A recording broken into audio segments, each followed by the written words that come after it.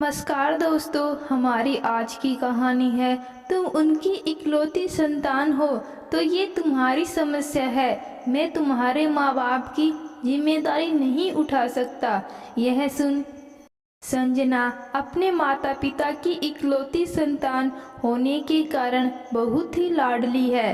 पिता रमेश जी गहनों की दुकान है, इसलिए बेहद नाजों से सुख सुविधा के बीच पली बड़ी है। उसकी शिक्षा पूरी होने को है, इसलिए अब उसके माता पिता उसके हाथ पीले कर देना चाहते हैं।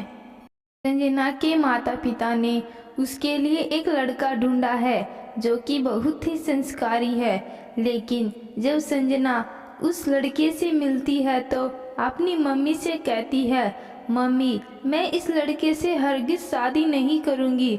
शक्ल देखी है इसकी, कहाँ मेरा इतना उजला रंग और कहाँ ये। संजना नाक सिकोड़ती हुई अपनी माँ कल्पना जी से बोली, बिटिया लड़के का रंग रूप नहीं योग्यता देखी जाती है। जो तुम्हें हर तरह से सुखी और सुरक्षित रख सके वही लड़का उत्तम होता है। पर मुझे ये लड़का बिल्कुल पसंद नहीं है, न रंग है न रूप, और मैं अपनी पसंद के लड़के से ही शादी करूंगी। बस मैंने कह दिया, संजना बितकती हुई बोली, क्योंकि संजना को अपने कॉलेज में उससे सीनियर लड़के विवेक से प्यार है। दोनों ने साथ जीने मरने जाने की कस्में भी खा रखी हैं। दूसरे दिन संजना विवेक से मिली तो घर वालों द्वारा रिश्ता देखने के बारे में बताया और बातों बातों में बोली, विवेक हम दोनों मिलकर दोनों के माता पिता को देखभाल करेंगे, है ना।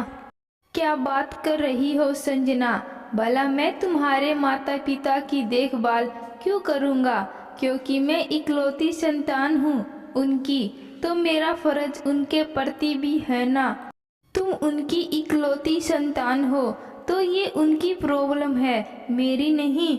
शादी के बाद तुम्हें बस मेरे परिवार वालों से उनकी सेवा से मतलब रहना चाहिए, न कि दूसरों की। विवेक रूखेपन से बोला, दूसरे? मेरे मम्मी पापा दूसरे कैसे हो सकते हैं विवेक? संजना का दिल विवेक की बातों से छलनी हुआ जा रहा था।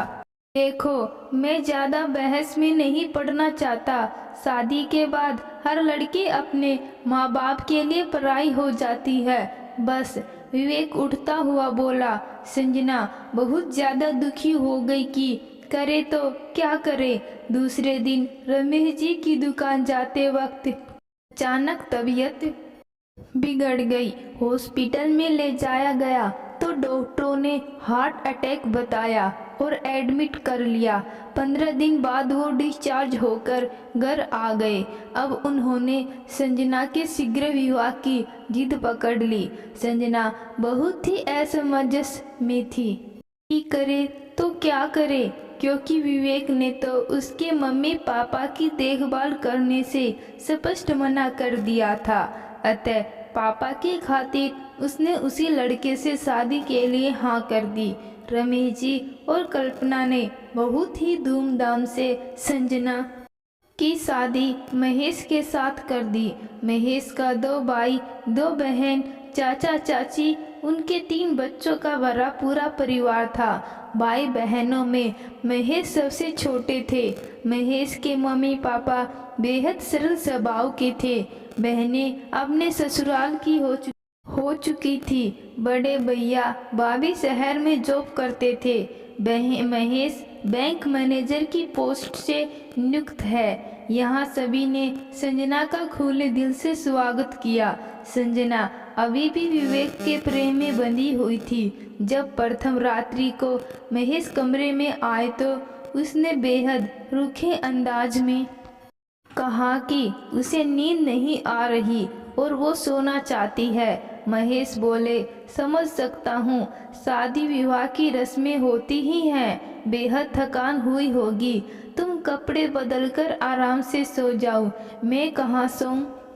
संजना ने पूछा तो तो महेश को बहुत आश्चर्य हुआ। फिर संभलते हुए बोला, तुम यही बेड पर सो जाओ, मैं सोफे पर सो जाऊंगा। संजना बेड पर आंख बंद करके लेट गई और सोने का नाटक करने लगी, जबकि नींद कोसों दूर थी। वो अभी भी नहीं समझ पा रही थी कि ये विवाह करके उसने सही किया या गलत। मन में इस रिश्ते को स्वीकार नहीं कर पा रही थी। घर में जो रस्में हो रही थी उसे पूरा करने में सभी लोग उसका बहुत सहयोग कर रहे थे।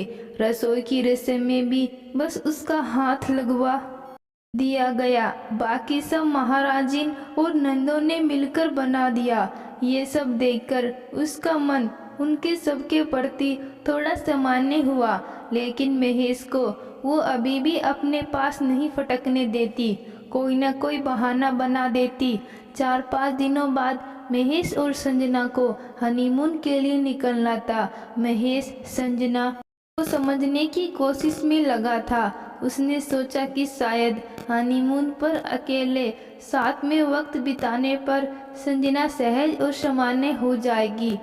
जिस दिन दोनों को निकलना था उसके एक दिन पहले ही रमेश जी की तबीयत बिगड़ गई। खबर सुनते ही संजना बुरी तरह रोने लगी। सभी ने उसे समझाया और महेश के साथ उसके मायके भेज दिया। महेश ने हनीमून के लिए छुट्टी ले रखी थी। वहाँ कल्पना जी को अकेला असहाय देख वो भी वही रुक गया। इस बार डॉक्टर ने बाईपास सर्जरी के लिए कह दिया था। महेश ने कल्पना जी को ढांढस बांधते हुए सर्जरी के लिए स्वीकृति देने को कहा। जब तक रमेश जी हॉस्पिटल में रहे महेश वही रहा। रात में वो कल्पना जी और संजना को जबरदस्ती घर भेज देता, खुद रुक जाता। संजना का दिल उसके अपनेपन और सेवा भाव को देख कुछ पिघलने लगा था। महेश बिल्कुल एक बेटे की भांति उनकी देखभाल कर रहे थे। ये देखकर संजना का विवेक की तरफ से मोह भंग होने लगा। अब वो महेश से खुलकर बातचीत करने लगी थी।